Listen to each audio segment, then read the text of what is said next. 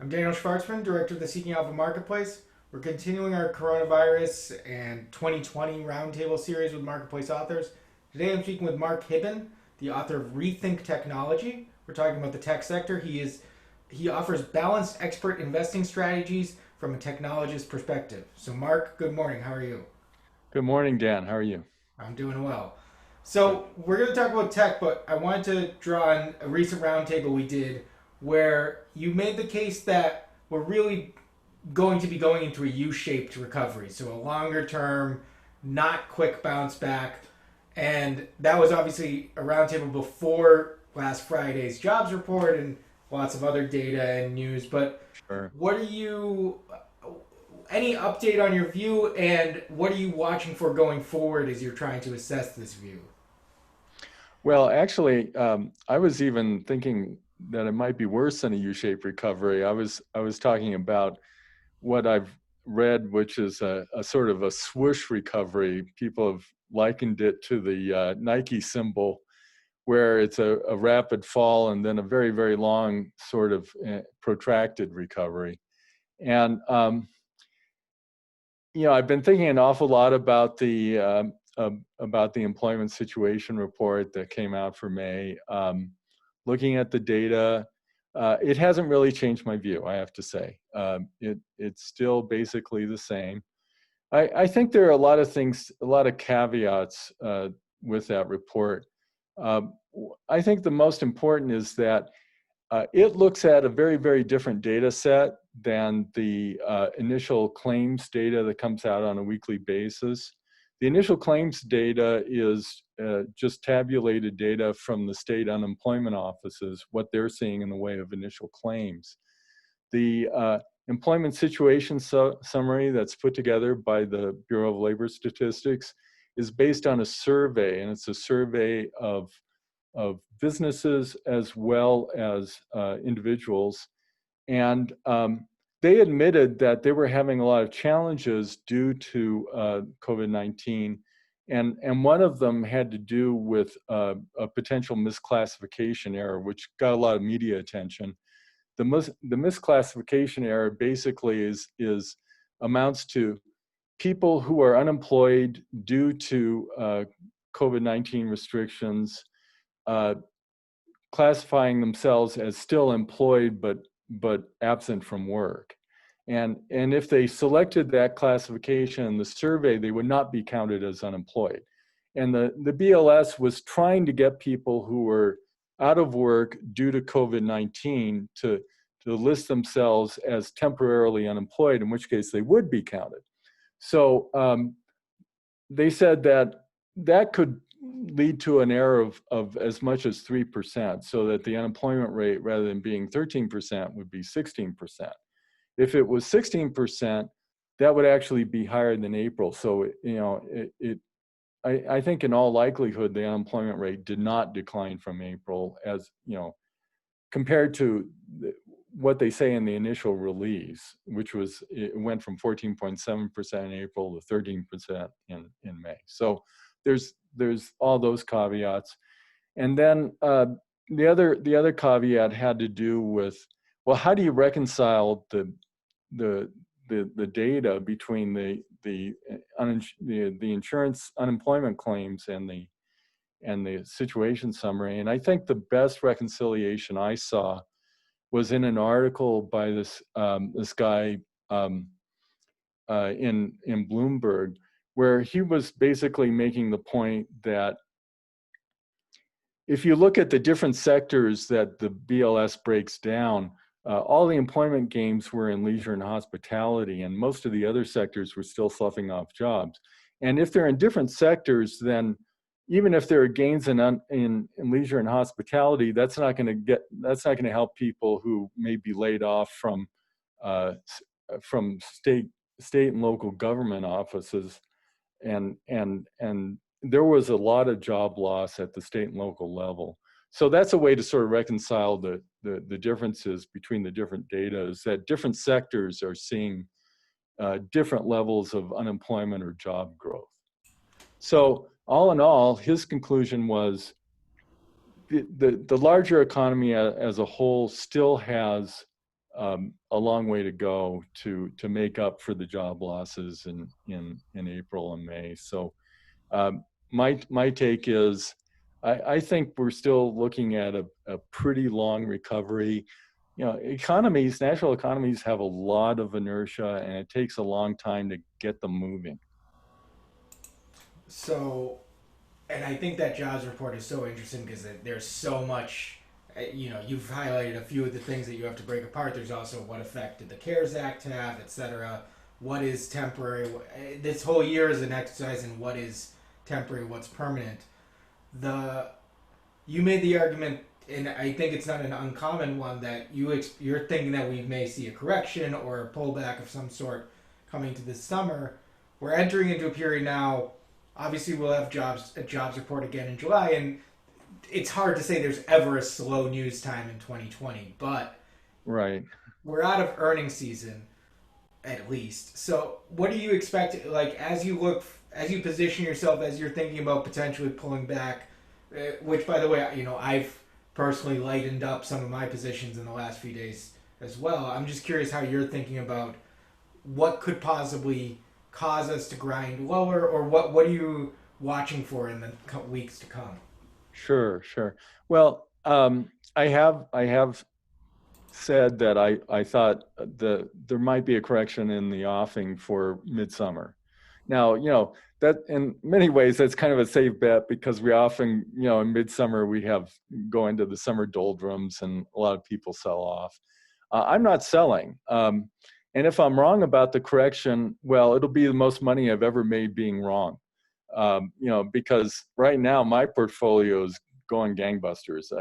But I do believe it's a little overvalued, at least in the context of a long recovery.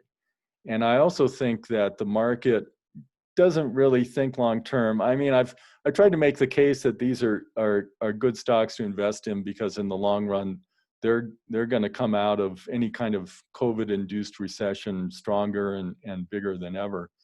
And I think I can't blame the market for agreeing with me. And certainly it seems like the market agrees with me with respect to tech stocks. On the other hand, I think that the market is not factoring in a long recovery, that the market is still sort of thinking about tech as a short-term safe haven. And we're already seeing some of that safe haven thinking manifesting itself in some of the tech areas weakening after the May jobs report. Where I guess the thinking is, well, if the economy is going to recover fast, then I don't need tech for a safe haven, and I can move back into other mainstream areas. And so I think that's sort of the short-term thinking that's going on in the market. And I think when the market realizes that the recovery is not going to be quick, then there probably will be a correction. But if the correction occurs due to just people exiting tech as a safe haven, I'll take it and I'll be a buyer. Okay, very interesting. I that whole there's all the thematic stuff going on, work from home versus the return to reopening as well. Um, in terms of that recovery aspect, one of the things you also mentioned was looking at earnings. You saw a lot of uncertainty from companies about second half of the year, whether or not software companies, for example, could look at Q2 and say, well, we're going to have a good Q2 because we are seeing increased demand for our services. But other sorts of companies, whether or not they gave guidance, there's more uncertainty out there. Are you, a few weeks on, do you have any better sense of how long this uncertainty might last, or what the is it really just wait and see, or is there any way to navigate that from your perspective at this point, or are companies navigating it? Yeah, I don't get the sense that companies feel any more sure about the future than they did after the first, at the point of the first quarter earnings reports. That most of the companies that I follow were pretty antsy. A lot of them didn't even issue guidance for the second quarter, and and all of them seem to see clouds on the horizon for the second half of the year, primarily due to just a general recessionary effect of people not having as much spendable income, people not buying tech goodies the way they might normally be buying. I think Apple was perhaps the most affected by that. Um, so I don't yet have any feeling or any sense from any of these companies that they have more visibility. That may change when we get to the second quarter earnings, second calendar quarter earnings. But right now, I don't think that they're feeling any better about the situation than they did a month or two ago.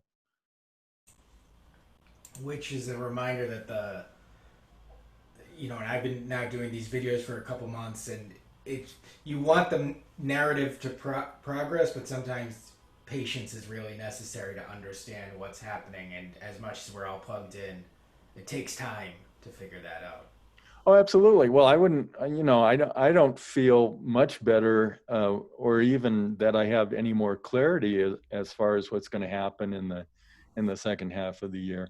I mean, I just have my takeaway for what it's worth that, yeah, I think it's going to be a longer recovery, but who knows? One sector that you spend time on quite a bit, or industry, I guess, semiconductors, and I'm curious about them because I think they aren't being talked up as much as, for example, the software stocks in the software industry, and it's also interesting to me because they're, to me, sort of the connective tissue behind a lot of what goes on both the hardware and software side. And I'm Absolutely. curious what you're seeing there. There's some things I posed to you in an email. We have Taiwan Semiconductor is planning to build a plant in the U.S.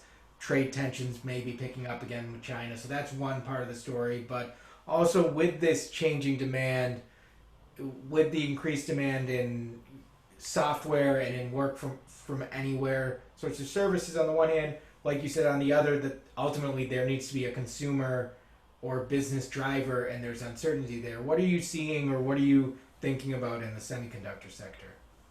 Well, I always want to preface any discussion of semiconductors with uh, just some background as far as my approach to semiconductors, which is that I tend to shy away from traditional commodity semiconductor companies. That includes Intel, AMD, and other companies, Broadcom, Qualcomm.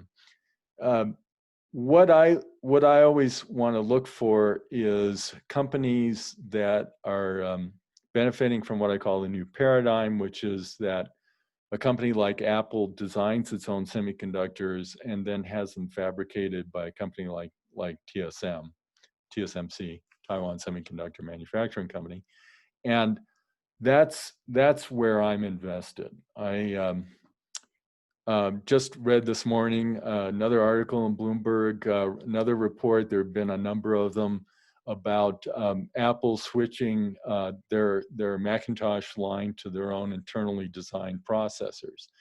Um, the article even claimed that the announcement for that would be made at WWDC, which is coming up towards the end of June. That would be a huge big block letter, handwriting on the wall message to investors regarding the future of the mainstream semiconductor companies like Intel and AMD. So I think in that context, I'm very bullish about that paradigm. I think that's what's going to sort of take over the world, and I think the companies that survive are going to, the mainstream commodity semiconductor companies that survive are going to survive by finding useful niches. NVIDIA is a great example of a semiconductor company that has found a lot of different useful niches for their products and has been able to thrive as a result, but has really tried to disengage from the commodity role as much as they could and create integrated products of software and hardware, which is an essential characteristic of that new paradigm. And it's been really instrumental to their ability to penetrate the data center market that they had so much software developed for AI, for big data analytics, which the data centers could use. And I think it's really made a difference for them. So, talking about TSM, well, they're instrumental in that whole new paradigm. The new paradigm semiconductor companies are all fabless. Now, that's a necessary but not sufficient condition to be a new paradigm company, but it's essential. And TSMC has been right there. And even though they're probably going to get hurt by export restrictions on Huawei because Huawei was a big customer for them, maybe second to Apple in terms of mobile device fabrication, because Huawei was always using the leading edge process that Apple was using. Huawei certainly planned on using the 5 nanometer process that Apple currently is using for their next generation iPhone. Everyone knows that's going on. TSMC hasn't announced it, but everyone knows that that's happening. So yeah, TSMC is going to get hurt by not being able to have Huawei as a customer. But I think in the long run, they're on the right side of the new paradigm trend in semiconductors. They're going to prosper and grow as a result. You've I've heard you talk about the new paradigm before, and I wanted Sure. to, as you're speaking now, it occurred to me what you're basically spelling out is that more and more market power is going towards the end. Is that you? I'm No, sorry, it's there was not. a siren. Okay. Yeah, we've I got just, something. Don't know what's okay. happening here, but the OEMs, essentially the original equipment manufacturers, are gaining more and more market power that they can start to dictate. And so unless you're able to specialize or find those niches, you become just a commodity. And you're implying that there's going to be enough supply out there that the advantage that owning your own fabs and being able to produce your own chips is just not going to be there. Is that the right way to think about it as you're trying to differentiate the old school versus the new paradigm companies? Well, that's part of it for sure. Yeah. There's even talk about Intel ultimately abandoning their fabs, but that's not the whole story, because it's being new paradigm doesn't just mean that that you're fabless. That is right, the necessary condition, but not it's not sufficient.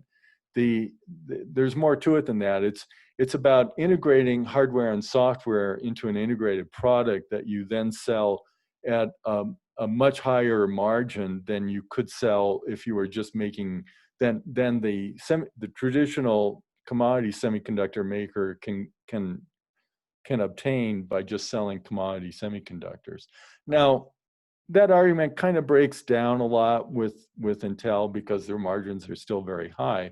But I think ultimately where margins are probably going for Intel are kind of AMD level, because AMD's functioning at much lower margins. They're competing very effectively with Intel. I think ultimately Intel can't survive at their current margins. So it's more about a higher operating margin business, where you're able to sell more or less directly to consumers these integrated hardware software products. Like NVIDIA sells add-in board graphics cards that combine their own chips, their own hardware designs, and the software to realize high performance gaming, for instance. So that's a niche for them. That's essentially a new paradigm. So it's more than just abandoning your own fabs, and Intel actually has not indicated at all that they're really interested in abandoning their fabs. They want to keep chugging along at what they believe is the right business model. And I'm not going to say that they're wrong. I don't know that for sure, but that's not where I'm placing my bets. Got it. Very interesting. It's Yeah. there's the Mark Andreessen line that software is eating the world, and so it's essentially also eating the semiconductor world to a certain degree, where you have to be able to go both ways. Yeah, yeah. I mean, and that's why I've always been a big fan of Apple's, because I thought they were kind of by force of their own inclination always very interested in unifying the software aspect with the hardware aspect, and that goes way back to to the very first Mac. And they've pursued that approach even when it didn't seem to be the right answer throughout the 90s and early 2000s. I think most people in tech were convinced that the right answer was Wintel in terms of a business model. But ultimately, that fell down, and it fell down when mobile devices became so important, because mobile devices need to be have this intimate marriage of hardware and software. People who own mobile devices aren't interested in tinkering with them. They don't care about adding physical capability or hardware to the device. They just want something that works. Right. Yeah. Yeah. I can't imagine the hassle of installing a new operating system on your phone or what have you. Right, right. Well, people tried that though for a while. Even Google was trying this approach of having a sort of a modular hardware approach to smartphones, where the smartphone owner could add modules that would add additional hardware capability. That absolutely flopped. It went nowhere. Right. Very interesting. So to come back to this discussion, that the last question I wanted to ask, and it might be a semiconductor or somebody else, but what's a company that you just, based on what's happened over the last 5 months, beyond anything else, the Nasdaq is still back at all-time highs, but just in terms of the acceleration of the digital world, the closing, the reopening, everything else going on, what's a company you think that just has an interesting position that you're watching, whether or not you own it already? Well, uh, I do own it, and it's not Apple, by the way. I'm always very enthusiastic and bullish about Apple, but I think Apple is more vulnerable to the impact of the pandemic, in the sense that they're very sensitive to their hardware sales and device sales.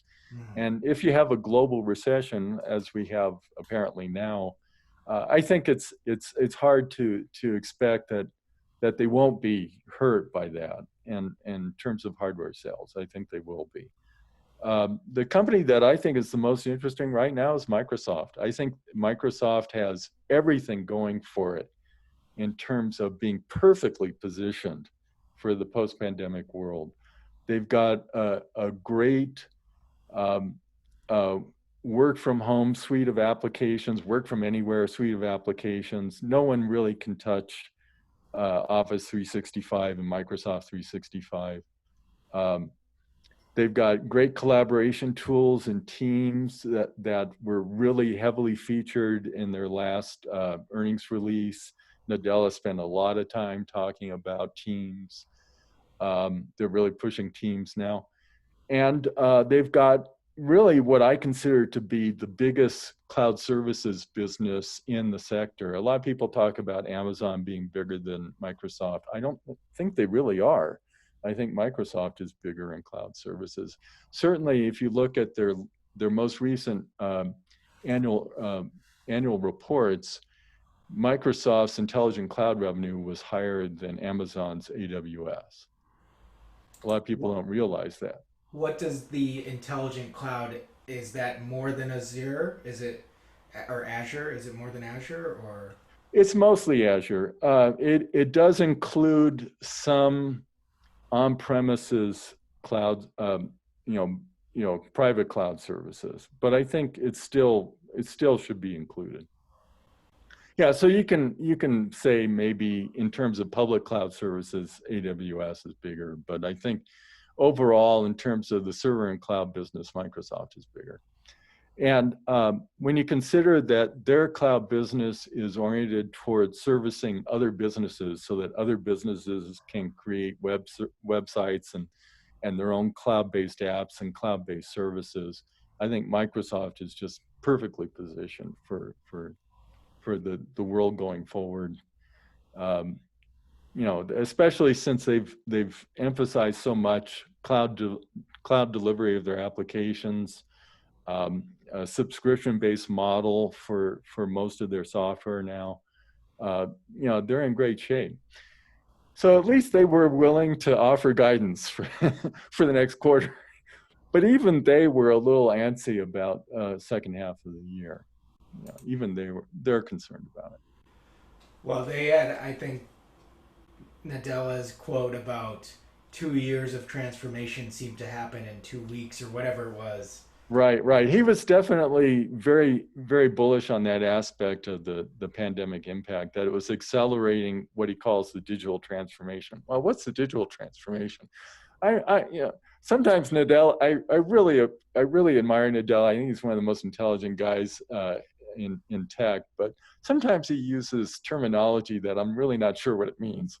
So, but whatever the digital transformation is, I agree that it's certainly going to be accelerated.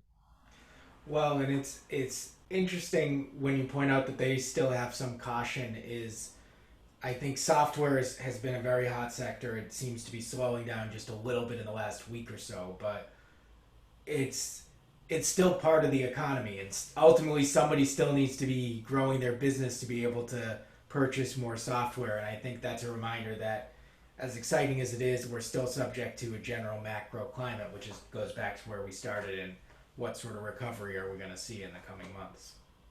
Yeah, but I think balancing that is my belief that work from home is going to become a thing, that it's going to continue. People are discovering that, and businesses are discovering that uh, their employees can be productive working from home, and that the collaboration tools are very effective in bringing people together so that they don't need to be physically co-located. So I think that trend is going to continue. And I think that takes the pressure off a lot of other areas that people were concerned about, of infrastructure and transportation, and even climate change. We when people were experiencing lockdowns in places like China, boy, all of a sudden the smog disappeared. You know, uh, so yeah, there's some silver lining to this cloud, and I think that part of the silver lining is that our workforce can be more geographically distributed and then unified through our telecommunications infrastructure, and I think that's all great. Right, absolutely. I've, I don't know if you, I imagine you actually have had the chance to work from home as well. I Um, work from home now, I mean, almost but exclusively.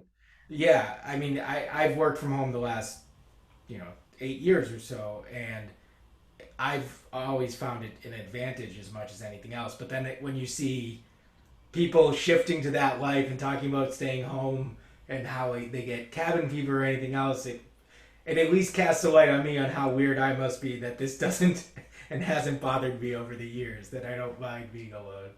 Well, I think, yeah, it hasn't bothered me either, but I think there is probably some adjustment that they have to make, and I think that'll happen. I mean, once you get used to the idea that you really have more freedom than you have working a 9 to 5, um, you can you can flex your schedule a lot more. If you have to go run to the store or pick up the kids from school, you can take care of all those things. Yeah, I do think it takes some discipline as far as not letting your work run. It's very easy to work longer hours when you're at home because it's right there, for example. All too easy sometimes, yeah. Yeah, so it's definitely, you're right. It's definitely an adjustment.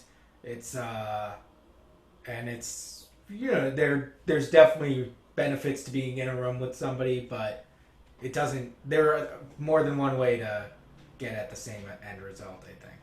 Sure, sure. So, okay, I've been speaking with Mark Hibben of Rethink Technology. Mark, before we wrap, any disclosures in any of these stocks that we mentioned today?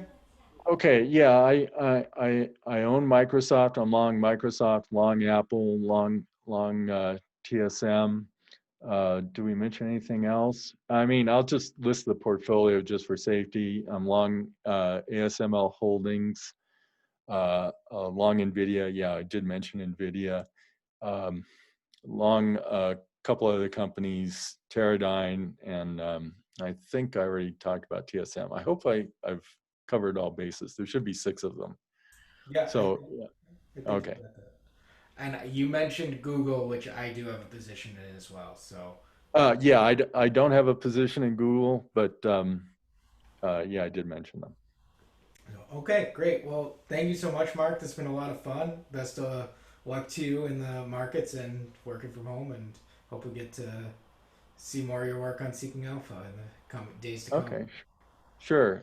Thanks a lot. And yeah, I enjoyed the interview a lot. It was great. And hopefully, we can keep doing these on Seeking Alpha. I guess you will not be with us, but someone will fill in for you. Yeah, absolutely. I hope so. I think it's a fun format, so I hope we get to do more. So. Yeah, yeah, absolutely.